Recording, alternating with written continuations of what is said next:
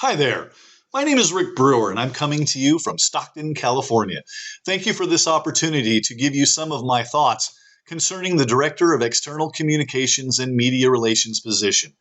Now, you asked me to address the biggest challenges facing the Fort Bend Independent School District, as well as how the Communications Department is doing, and any recommendations I might have. Well, here goes. I believe the three biggest challenges facing Fbisd are your upcoming superintendent search, student success in light of COVID-19, and dwindling financial resources for local school districts. First, Fbisd will be scrutinized during 2021 as Dr. Dupre retires and a new superintendent is selected. The process needs to be transparent, as much as it can be considering it's a personnel matter, and the person ultimately chosen will need to be formally introduced throughout the district. The next superintendent will also need to quickly take over the public mantle that Dr. Dupre has carved out for the district. The communications team will need to clearly articulate the process, the transition, and the new voice of the district. Second, like all school districts around the country, Fbisd is continually examining its policies, procedures, and programs while dealing with the harsh realities of the novel coronavirus. It's pretty clear you're moving into more of a proactive mode than just a reactive one. Likewise, all communications should proactively promote how students can be and are successful as the district transitions back to face-to-face learning.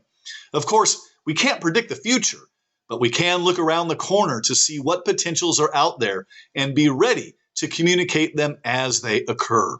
This is especially true when it comes to answering news media inquiries. For example, ABC 13 did a recent story about an Fbisd parent complaining that his 8 children were not doing well with online education and how he felt standards should be lowered along with the instructional changes.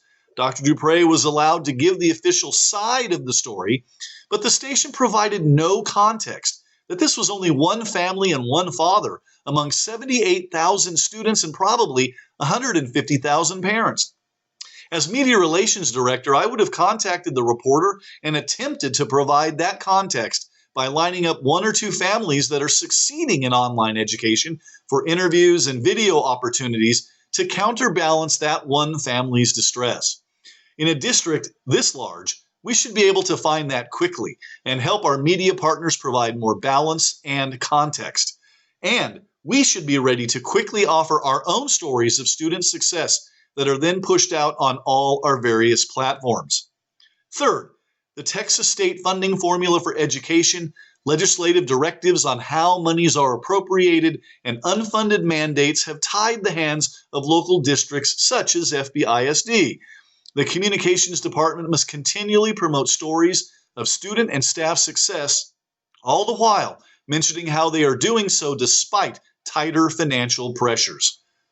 You have also asked what Fbisd is doing well in terms of its communications. The answer is a lot. I mean, any team that comes away with 29 state awards for communication, representing basically every type of media, is already doing great work.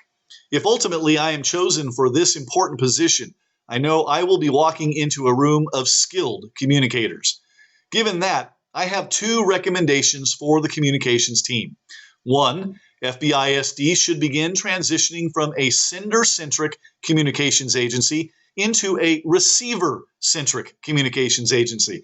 That's a fancy way of saying the district should begin developing communications around the end user of the information, whether that be students, parents, the media, or the community. Look at it from their perspective and develop tools that will get our information into their hands in ways they prefer and in options that appeal to them the most. The most communicative agencies today do not just communicate at people, they communicate with people. 2, I believe all educational organizations must consistently communicate 3 S's: students, staff, and the superintendent.